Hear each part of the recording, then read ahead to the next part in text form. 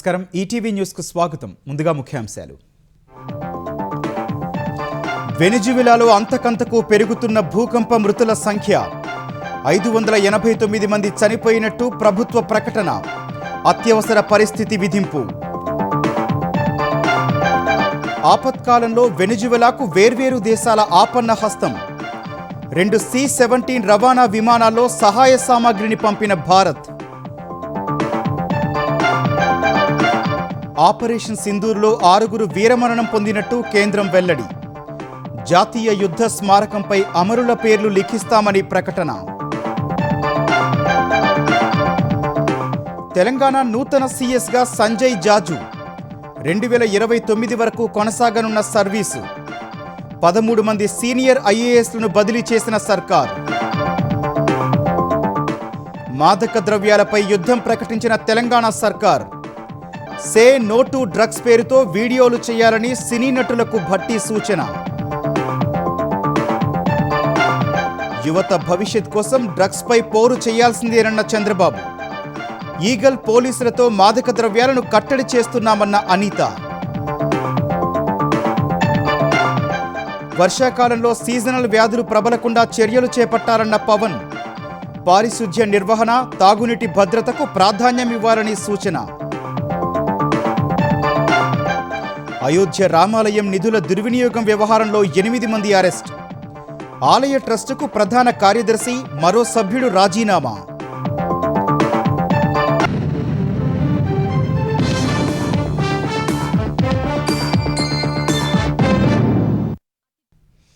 వెనిజువెలాలో వరుస భూకంపాల ధాటికి మృతి చెందిన వారి సంఖ్య అంతకంతకు పెరుగుతోంది.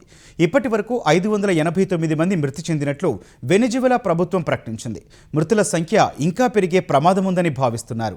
2980 మంది క్షతగాత్రులకు చికిత్స కొనసాగుతోందని వెల్లడించింది. అయితే 40,000 మందికి పైగా గాయపడ్డారని, వేలాది మంది జాడ లేదని తెలుస్తోంది.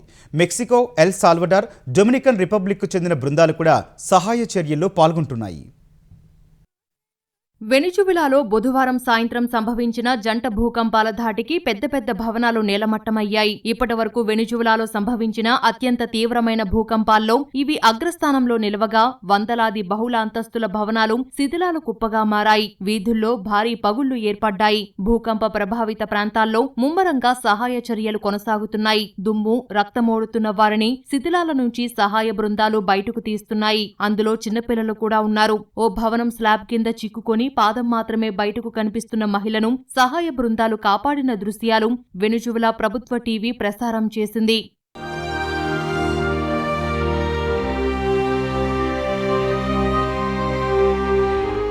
వెనిజువెలా రాజధాని కారకాస్కు ఉత్తరాన ఉన్న లాగ్వైరా తీర ప్రాంతంలో ఆస్తి, ప్రాణనష్టం ఎక్కువగా ఉంది. భూకంపం కారణంగా ప్రధాన విమానాశ్రయాన్ని మూసివేశారు. ఇది సహాయ చర్యలను మరింత క్లిష్టతరం చేసింది. తప్పిపోయిన వారి కోసం బాధిత కుటుంబాలు పోస్టర్లు అంటించాయి. మరికొందరు తమ వారిని వెతుకుతూ చేతిరాతతో కూడిన పేర్ల జాబితాలను పంచుకున్నారు. దేశంలో ఫోన్ సేవలకు అంతరాయం ఏర్పడింది. ఈ కారణంగా విదేశాల్లోని వెనిజువెలా పౌరులు తమ బంధువులను సంప్రదించడానికి నానా అవస్థలు పడ్డారు.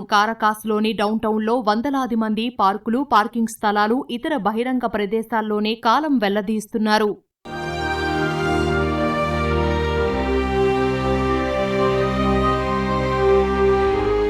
ఈ ప్రకృతి విపత్తును వెనిజువెలాలో జాతీయ అత్యవసర పరిస్థితి విధించారు. దెబ్బతిన్న నివాసాలు, ఆస్పత్రుల పునర్నిర్మాణానికి $200 మిలియన్ ఓ నిధిని ఏర్పాటు చేస్తున్నట్లు వెనిజువెలా తాత్కాలిక అధ్యక్షురాలు డెల్సీ రోడ్రిగ్జా ప్రకటించారు. సహాయ చర్యల కోసం భారీ నిర్మాణ పరికరాలను సమకూర్చాలని వ్యాపార సంస్థలను కోరారు. శిథిలాల కింద చిక్కుకున్న వారిని కాపాడేందుకు అన్ని చర్యలు తీసుకుంటున్నట్లు రోడ్రిగ్జా తెలిపారు.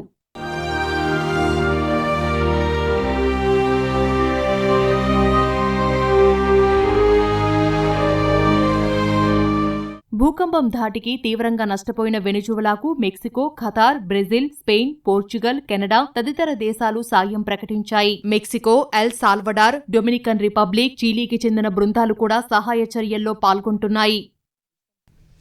వరుస భూకంపాలతో అతలాకుతలమైన వెనిజువెలాను ఆదుకునేందుకు మానవతా దృక్పథంతో భారత్ ముందుకొచ్చింది. ఆపరేషన్ అమిస్తాద్ పేరుతో అత్యవసర సహాయక చర్యలను చేపట్టింది. బాధితులకు వైద్యం, ఇతర అవసరాలను తీర్చేందుకు భారీ ఎత్తున సహాయాన్ని పంపింది. వెనిజువెలాలో సహాయ చర్యల కోసం భారత వాయుసేనకు చెందిన 2 C-17 రవాణా విమానాలు బయలుదేరాయి.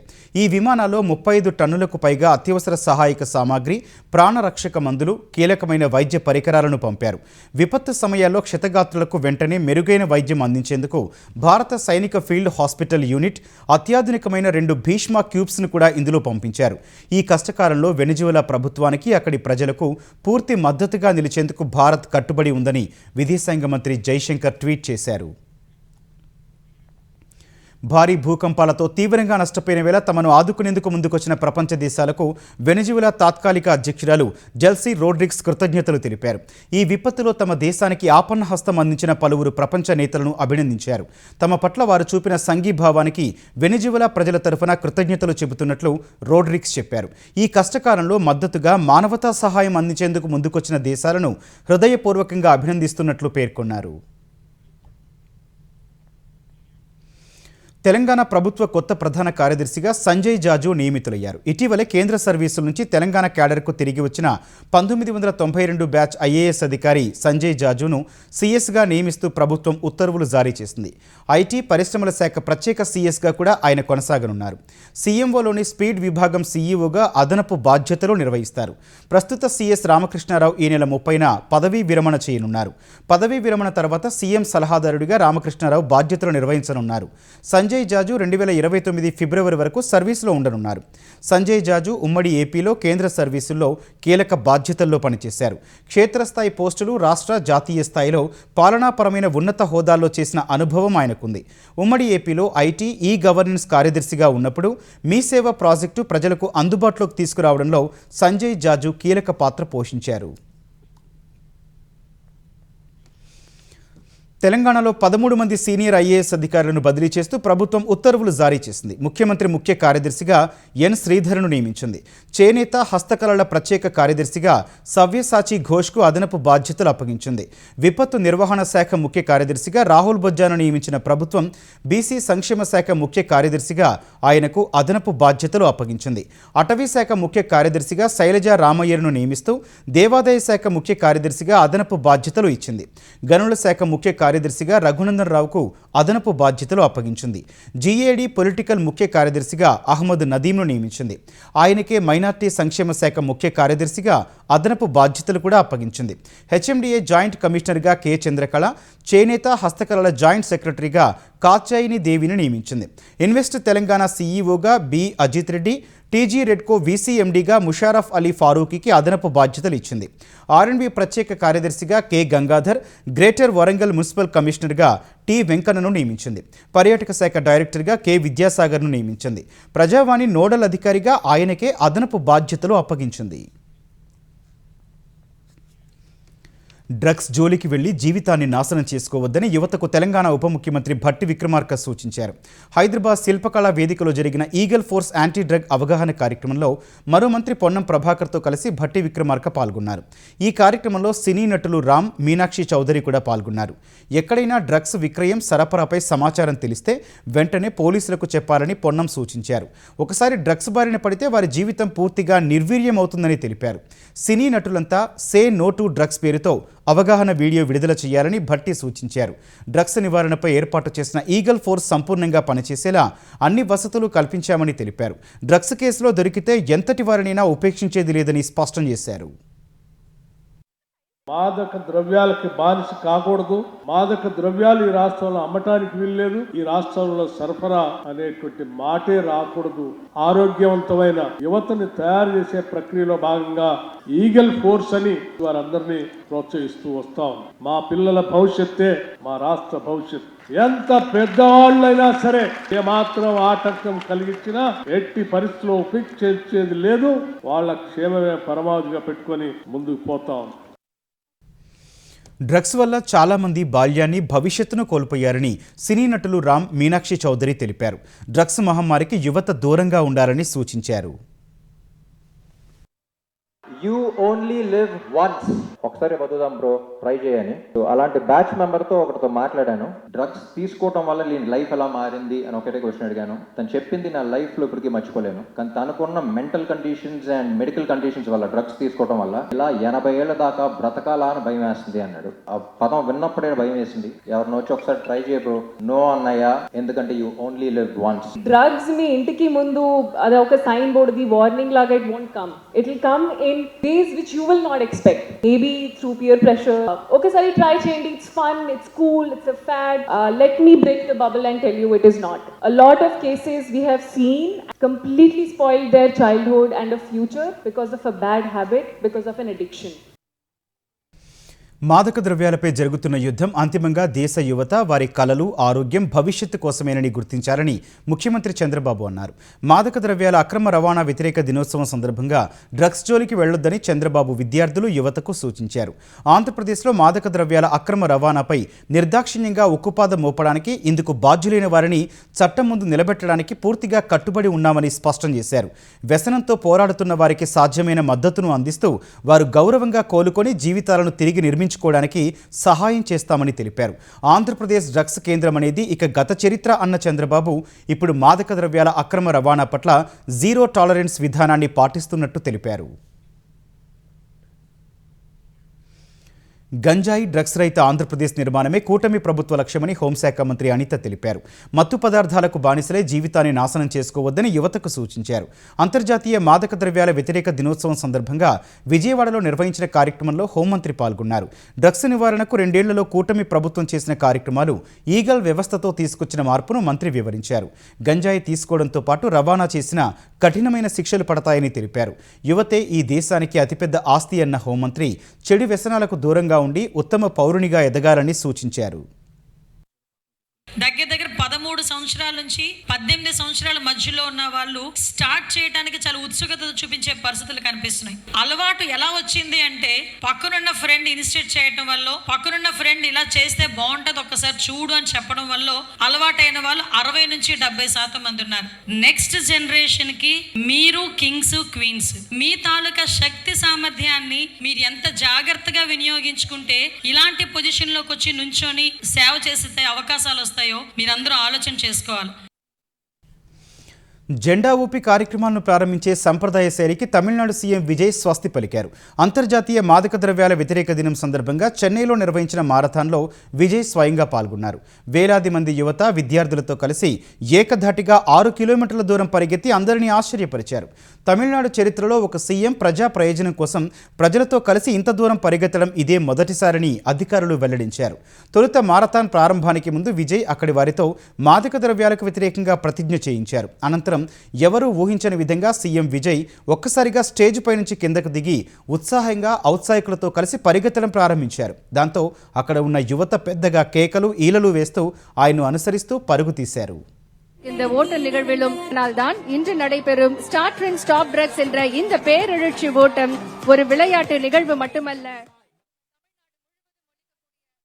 ఆంధ్రప్రదేశ్లోని గ్రామాల్లో వర్షాకాలం సీజనల్ వ్యాధులు ప్రబలకుండా ముందస్తు చర్యలు తీసుకోవాలని ఉప ముఖ్యమంత్రి పవన్ కళ్యాణ్ పంచాయతీరాజ్, గ్రామీణాభివృద్ధి శాఖ అధికారులను ఆదేశించారు.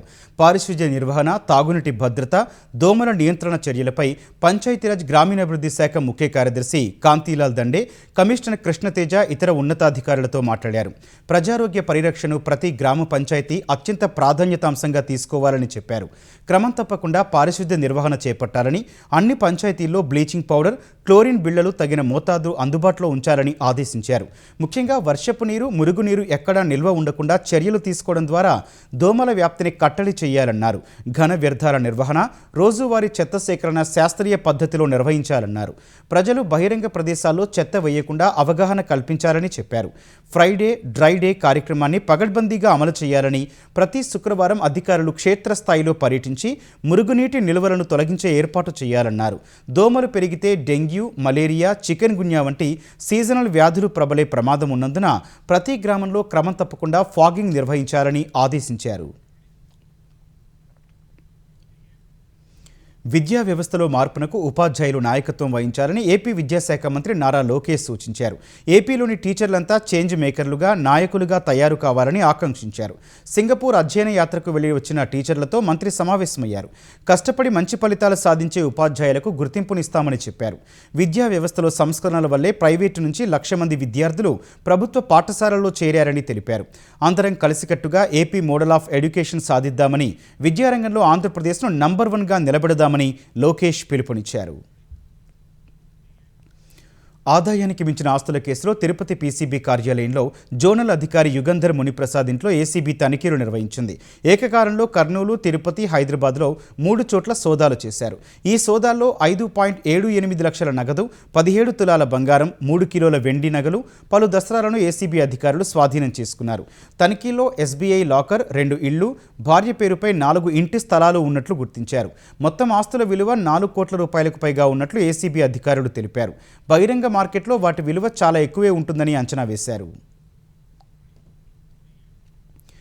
విజయవాడ కృష్ణలంక సాయికృష్ణ అదృశ్యం ఘటనలో సీఐ నాగరాజుకు అతని స్నేహితుడు, 2 సిబ్బంది సహకరించినట్లు సిట్ గుర్తించింది.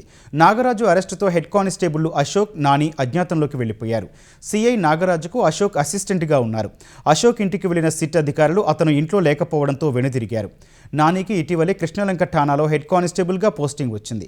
మే 29న సాయికృష్ణ బంధువులను కలిసేందుకు కానిస్టేబుళ్లు సురేష్, అశోక్, నాని వడ్డేశ్వరం వెళ్లారని సిట్ గుర్తించింది.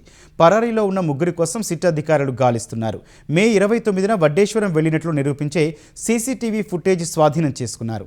సీడీఆర్, సీసీటీవీ ఫుటేజ్ ఆధారంగా సాయికృష్ణ అదృశ్యం కేసులో 3 కీలకంగా ఉన్నారని నిర్ధారణకొచ్చారు.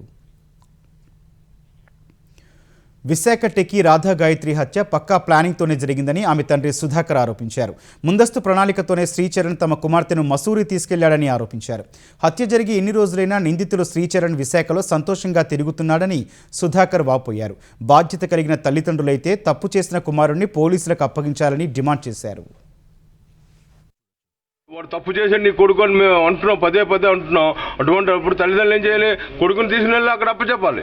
వాళ్ళు ఏం చేస్తున్నారా? వాడు ఇక్కడ వైజాగ్ సిటీలో తిరుగుతున్నాడు, సెల్ల స్విచ్ ఆపేసి. ఎవరైనా పట్టుకున్నారా వాడిని? ఇటు పోలీసులు కానీ అటు మీడియాలు కానీ ఇన్ని వాడు సోషల్ మీడియాలో ఎంత వైరల్ అయింది ఈ న్యూస్. మాకేమంటారు వాళ్ళు? డెహ్రాడూన్ వాళ్ళు ఇచ్చేయాలి, ఉత్తరాఖండ్ వాళ్ళు మాకు పర్మిషన్ ఇవ్వాలంటారు. వాడేమో ఇక్కడ తిరుగుతున్నాడు. ఇప్పుడు క్రిమినల్ని ఏ స్టేట్ అయితే పట్టుకుని వాడు ముందు కస్టడీలోకి తీసుకోవాలి, తర్వాత అరెస్టులు, జడ్జిమెంట్లు ఇవి అవిని. వాడు మా అమ్మాయి తెల్లవారు 6:30 చనిపోయిందని చెప్పాడు. నాకు 8-10 కాల్ చేశాడు. ఆ కాల్ ముందు వాడు ఎంతో మందికి కాల్ చేసి కన్వర్ట్ చేసుకుని లాయర్ని కూడా పెట్టుకున్నాడు. వాడు అక్కడ అమ్మాయిని అయితే మసూరి తీసుకెళ్లవలసిన కారణం చంపడానికే. Free plan murder. సమాజం అందరి ముందు ఉరి తీస్తే వాడికి ఇటువంటి మృగాలు మళ్ళీ పుట్టుకురావు.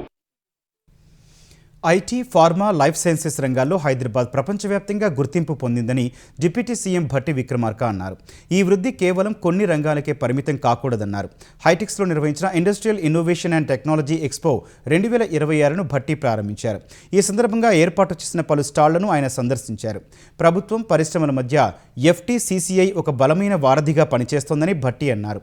తమ ప్రభుత్వానికి పారిశ్రామిక వృద్ధి అంటే కేవలం పెట్టుబడుల గణాంకాలు మాత్రమే కాదని, ప్రజల జీవనోపాధి అని స్పష్టం చేశారు. ఈజ్ ఆఫ్ డూయింగ్ బిజినెస్ కేవలం పెద్ద కంపెనీలకే కాకుండా చిన్న పరిశ్రమలకు, గ్రామీణ పారిశ్రామికవేత్తలకు అందాలనేదే తమ సంకల్పమని భట్టి తెలిపారు. హైటెక్స్ ఎగ్జిబిషన్ సెంటర్లో industrial innovation and technology expo 2026లో రామోజీ గ్రూప్ సంస్థ మార్గదర్శి చిట్ ఫండ్ ఏర్పాటు చేసిన స్టాల్ను తెలంగాణ డిప్యూటీ సీఎం భట్టి విక్రమార్క ప్రారంభించారు. ఈ కార్యక్రమంలో మార్గదర్శి సీఈఓ సత్యనారాయణ, మేనేజర్ శరత్ పాల్గొన్నారు. ఈ స్టాల్ 3 రోజులు అందుబాటులో ఉంటుందని, ప్రదర్శనకు వచ్చేవారు మార్గదర్శి చిట్ ఫండ్లో అవకాశాలు, ఆర్థిక సంబంధ సమస్యలకు పరిష్కారాలను తెలుసుకోవచ్చని నిర్వాహకులు తెలిపారు.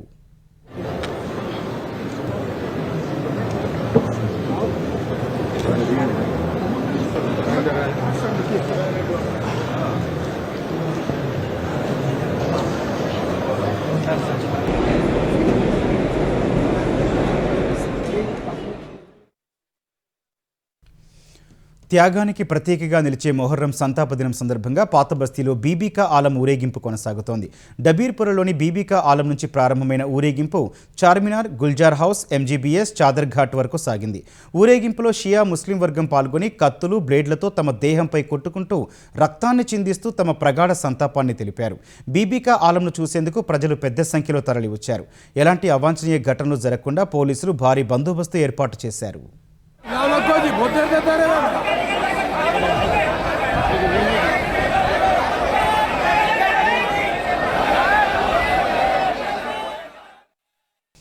ఆపరేషన్ సింధూర్ సమయంలో వీరమరణం పొందిన సైనికుల వివరాలను కేంద్ర ప్రభుత్వం తొలిసారి ప్రకటించింది. పహల్గాం ఉగ్రదాడికి ధీటుగా బదిలిస్తూ సైన్యం చేపట్టిన ఆపరేషన్ సింధూర్లో వీరమరణం పొందిన 6 సైనికుల పేర్లను నేషనల్ వార్ మెమోరియల్ అధికారిక వెబ్సైట్లో పొందుపరిచింది. ప్రాణత్యాగం చేసిన 6 అమరవీరుల్లో 5 ఆర్మీకి చెందిన వారు కాగా ఒకరు ఎయిర్ ఫోర్స్కు చెందిన సార్జెంట్ ఉన్నట్టు కేంద్రం తెలిపింది. Subedar major Pavan Kumar, rifleman Sunil Kumar, lance Naik Dinesh Kumar, Agniveer Murali Naik, Havildar Sunil Kumar Singh, air ఫోర్స్కు చెందిన సార్జెంట్ సురేంద్ర కుమార్ దేశమాత కోసం పోరాడుతూ నేల కొరిగినట్లు కేంద్రం తెలిపింది. ఢిల్లీలోని జాతీయ యుద్ధ స్మారకం వద్ద ఏర్పాటు చేయనున్న ప్రత్యేక గ్రానైట్ పలకలపై ఈ అమరవీరుల పేర్లను శాశ్వతంగా లిఖించనున్నట్లు కేంద్రం పేర్కొంది. అయోధ్య రామాలయంలో కానుకల దుర్వినియోగానికి సంబంధించిన ప్రకంపనలు ఆలయ ట్రస్టును తాకాయి. రామాలయం ట్రస్టు ప్రధాన కార్యదర్శి చెంపత్రాయ్, ట్రస్టు సభ్యుడు అనిల్ మిశ్రాలు రాజీనామా చేశారు. అంతకుముందు ఈ కేసులో దర్యాప్తును వేగవంతం చేసిన పోలీసులు చెంపత్రాయ్ డ్రైవర్, ఆయన సన్నిహితులు సహా ఎఫ్ఐఆర్లో పేర్కొన్న 8 మందిని అరెస్టు చేశారు. అరెస్టు చేసిన వారిలో నగదు లెక్కింపు సిబ్బంది, నగదు లెక్కింపు విభాగాధిపతి, ఆ ప్రక్రియను పర్యవేక్షించిన ఓ విశ్రాంత బ్యాంకర్ కూడా ఉన్నారు. భక్తులు సమర్పించిన నగదు కానుకలను ఆలయం బ్యాంకు ఖాతాల్లో జమ చేయడానికి ముందే పక్కదారి పట్టించారనే ఆరోపణలు రావడంతో ఈ వివాదం బయటపడింది. ఈ ఆరోపణలపై యూపీ సర్కారు ప్రత్యేక దర్యాప్తు బృందం సిట్ను ఏర్పాటు చేసింది. సిట్ ప్రాథమిక నివేదిక ఆధారంగా ఎఫ్ఐఆర్ నమోదు చేశారు. సిట్ నివేదిక ఆధారంగానే శ్రీరామ జన్మభూమి తీర్థక్షేత్ర ట్రస్ట్ పోలీసులకు ఫిర్యాదు చేసింది. నిందితులపై దొంగతనం, నమ్మకద్రోహం, మోసం, నేరపూరిత కుట్ర వంటి అభియోగాలపై కేసులు నమోదు చేశారు. మరోవైపు కానుకలు, విరాళాల దుర్వినియోగానికి బాధ్యులైన ఏ ఒక్కరిని వదిలిపెట్టే ప్రసక్తే లేదని యూపీ సీఎం యోగి ఆదిత్యనాథ్ హెచ్చరించారు. అయోధ్య రామమందిరం విరాళాల దుర్వినియోగంపై ఆలయ ట్రస్టు సభ్యులు రాజీనామాలు చేసిన వేళ ఈ వ్యవహారానికి సంబంధించి కేంద్రంపై ప్రతిపక్షాలు విమర్శలకు పదును పెట్టాయి. ఈ కేసును సుప్రీంకోర్టు పర్యవేక్షణలో విచారణ జరపాలని కాంగ్రెస్ డిమాండ్ చేసింది. శ్రీరామ జన్మభూమి తీర్థక్షేత్ర ట్రస్టును రద్దు చేయాలని కోరింది. ఈ వ్యవహారంతో హిందూ మత స్వయం ప్రకటిత రక్షకులుగా చెప్పుకునే బీజేపీ, ఆర్ఎస్ఎస్ నిజస్వరూపం బయటపడిందని విమర్శించింది. విభజన రాజకీయాల కోసం అయోధ్య అంశాన్ని వాడుకున్న బీజేపీ, ఆర్ఎస్ఎస్ భక్తుల మనోభావాలను అపహాస్యం చేశారని కాంగ్రెస్ ప్రధాన కార్యదర్శి కేసీ వేణుగోపాల్ విమర్శించారు. అయోధ్య రామమందిరంలో మహాదోపిడీ జరిగిందని ఆమ్ ఆద్మీ పార్టీ జాతీయ కన్వీనర్ అరవింద్ కేజ్రీవాల్ ఆరోపించారు. విరాళాలు, కానుకల దుర్వినియోగం వ్యవహారంలో ప్రమేయం ఉన్న ప్రభావవంతమైన వ్యక్తులను కాపాడుతున్నారని విమర్శించారు. అటు ఆలయ ట్రస్టు ప్రధాన కార్యదర్శి పదవి నుంచి తప్పుకున్న చెంపత్రాయిని విచారించాలని విశ్వ హిందూ పరిషత్ విహెచ్పి అంతర్జాతీయ అధ్యక్షుడు అలోక్ కుమార్ డిమాండ్ చేశారు.